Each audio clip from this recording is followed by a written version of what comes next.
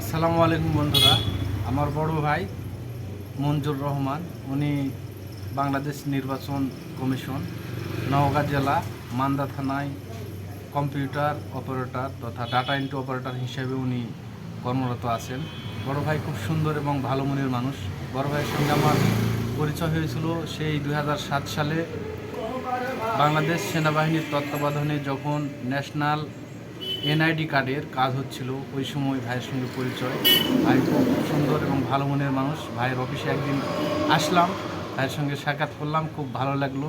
তো বাইরে তো প্রচণ্ড রোদ এবং অনেক গরম, এমতো অবস্থায় ভাই বলছে যে চলো রুবেল তোমাকে কিছু খাওয়াই নিয়ে আসি।